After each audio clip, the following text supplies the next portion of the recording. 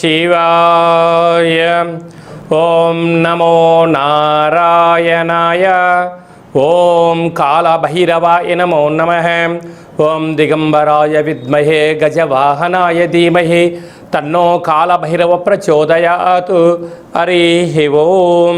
మా ఛానల్కి స్వాగతం. చూస్తున్న వీక్షకులకు ప్రేక్షకులకు ప్రియ కాళభైరవ భగవద్బంధుకి స్వాగతం పలుకుతూ మమ్మల్ని ఎంతగానో ఆదరిస్తూ ఉండబడినటువంటి ప్రియ సోదర సోదరీమణులకు, జ్యోతిష్య అభిమానులకు, సనాతన ధర్మ సంరక్షకులు అందరికీ కూడా ఆదివారం అమావాస్య సందర్భంగా, మిగులు సోమవతి అమావాస్య సందర్భంగా ఎలాంటి విధి విధానం పాటించాలి, అఖండమైనటువంటి అష్టకష్టాలకు స్వస్తి పలుకుతూ 8 సంవత్సరాల తర్వాత అధిక జ్యేష్ఠమాస అమావాస్య సందర్భంగా ఎలాంటి విధి విధానం పాటించడం వలన రాజయోగం కలిగి నరదృష్టిని, శత్రు ప్రభావాలను ఎలా తొలగించుకోవాలో సవివరంగా సంపూర్ణంగా తెలుసుకుందాం.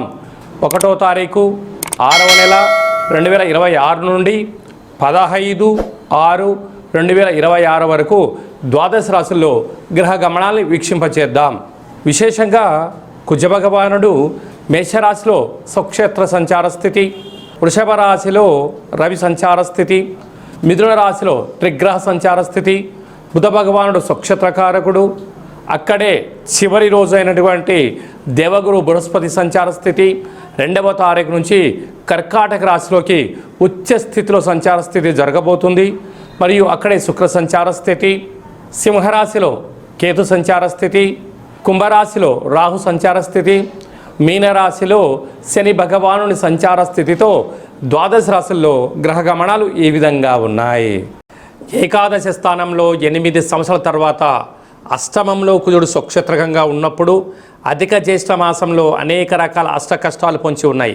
అలాగనే ఏకాదశి స్థానంలో దేవగురు బృహస్పతి ఉచ్చస్థితిలో ఏకాదశి స్థానంలో సంచారం చేయడము అదృష్టంగా భావించగలగాలి. కన్యరాశిలో ఏ నక్షత్రాలు వస్తాయి అనగా ఉత్తరా నక్షత్రంలోని 2, 3, 4 పాదాలు, హస్తా నక్షత్రంలో 4 పాదాలు, చిత్తా నక్షత్రంలోని 1, 2 పాదాలు కలిపితే కన్యరాశి. రాశాధిపతి బుధ భగవానుడు.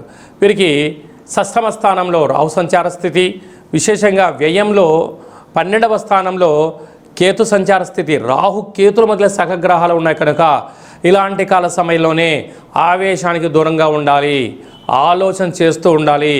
ఏది తొందరపాటు నిర్ణయాలకు సరైన సమయం కాదు. మీ బంధువులు, మిత్రులు, స్నేహితులు అనేక మంది మిమ్మల్ని తోసేయడానికి సిద్ధంగా ఉన్నారు, తస్మాత్ జాగ్రత్త అని చెప్పి గమనించాలి. సప్తమంలో శని భగవానుడు సంచార స్థితి ఉండడం వలన ప్రేమికులు తస్మాత్ జాగ్రత్త. భార్యాభర్తల మధ్య అన్యోన్యత అవసరం. పార్ట్నర్షిప్ వ్యవహార కార్యక్రమాల మధ్య సయోధ్య స్నేహం కూడా అవసరం అని చెప్పి గుర్తు పెట్టుకోగలగాలి. అష్టమంలో కుజుడు దూర వాయు జల ప్రయాణాలలో అనేక రకాలైన సమస్యలు పొంచి ఉన్నాయి, తస్మాత్ జాగ్రత్త.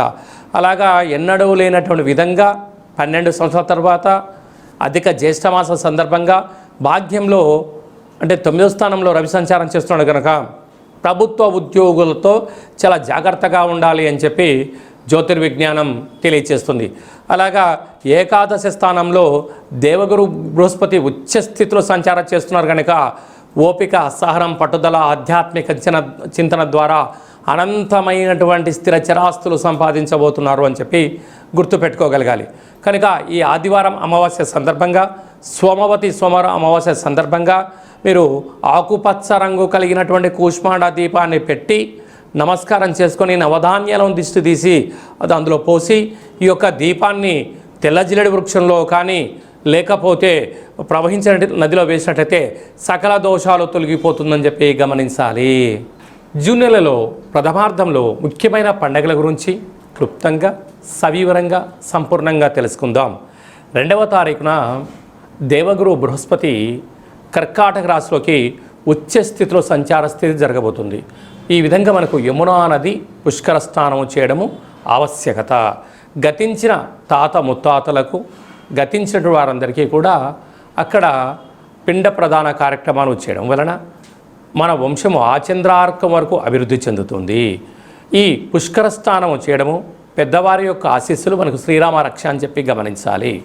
మనము యమునా నది తీరంలో ద్వారకా క్షేత్రంలో ఈ యొక్క పుష్కర మహోత్సవ సందర్భంగా మనం ఈ కార్యక్రమాలు ఏర్పాటు చేస్తున్నాం. వెళ్ళలేనటువంటి వారు ఈ కింద నెంబర్ సంప్రదించి ఎవరి గోత్రనామంలో అయితే అక్కడ కార్యక్రమాలు చేయించాలో వాట్సాప్లో పంపించగలిగినట్లయితే అక్కడి నుంచి మీకు వీడియో కాల్ ద్వారా ప్రత్యక్ష పూజా కార్యక్రమం చేయించి మీకు ఆ యమునా నది పుష్కర జలాన్ని అందజేయడం జరుగుతుందని చెప్పి గమనించాలి. అలాగనే మనకు విశేషంగా 8వ తారీఖున కాళాష్టమి, 8 సంవత్సరాల తర్వాత అధిక జ్యేష్ఠ మాసంలో బహుళపక్షంలో అష్టమిని కాళాష్టమి అంటారు. కనుక కాళాన్ని జయింపజేసే శక్తి కాలభైరవుడికి ఉంటుంది. కాలభైరవుడి యొక్క స్మరణ ధ్యానము ఉత్తమమైనటువంటి జీవితానికి స్వాగతం పలకవచ్చు అని చెప్పి గమనించాలి.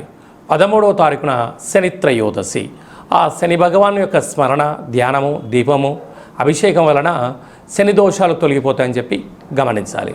14వ తారీఖున విశేషంగా ఎన్నడూ లేనటువంటి విధంగా 8 సంవత్సరాల తర్వాత అధిక జ్యేష్ఠమాస బహుళపక్ష అమావాస్య ఆదివారం. అలాగనే మిగులు 15వ తారీఖున సోమవతి అమావాస్య.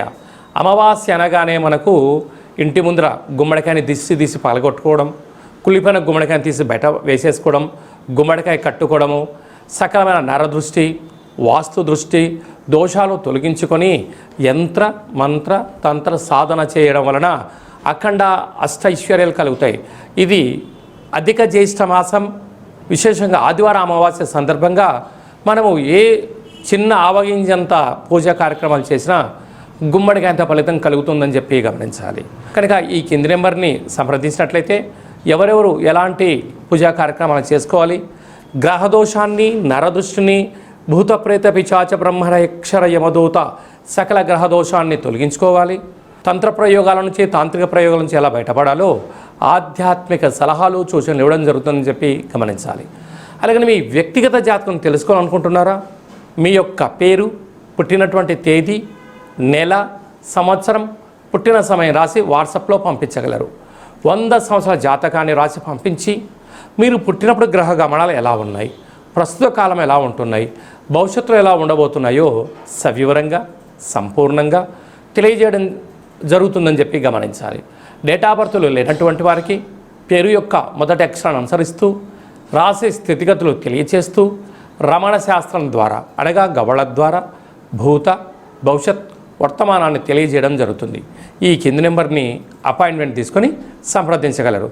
జాతకాన్ని తెలుసుకుందాం, జీవితంలో రాబోయే అదృష్టాన్ని తెలుసుకుందాం, దురదృష్టాన్ని దూరం చేసుకునే మానవ ప్రయత్నం చేద్దామని చెప్పి గమనించాలి. అందరికీ ఆదివారం అమావాస్య సోమవతి అమావాస్య ఆశీస్సులు పుష్కర భగవాన్ యొక్క ఆశీర్వాదాలను కోరుకుంటూ మనసారా ఆశీర్వచనం. శతమానం భవతి శతాయు పురుష సతేంద్రియ ఆయుష్యేవేంద్రియే ప్రతిష్టతి ధనం ధాన్యం బహుపుత్రలాభం శత సంవత్సరం దీర్ఘమాయు సర్వే జనా సుఖినో భవంతు లోకా సమస్తా సుఖినో భవంతు సర్వం కాళభైరవ దేవతార్పణమస్తు. హరి ఓం. ఈ వీడియో మీకు నచ్చినట్టయితే లైక్ చేయండి, షేర్ చేయండి, మా ఛానల్ని సబ్స్క్రైబ్ చేసుకోండి. అందరికన్నా ఆధ్యాత్మికమైన వీడియోలు మీరు ముందుగా చూడాలి అన్నట్టయితే ఆల్ అనే బటన్ని ప్రెస్ చేసి గంట సింబల్ ప్రెస్ చేసి ఆధ్యాత్మిక భక్తి సమాచారాన్ని భగవద్బంధులకు మిత్రులకు చేరవేసి హిందూ ధర్మాన్ని కాపాడండి.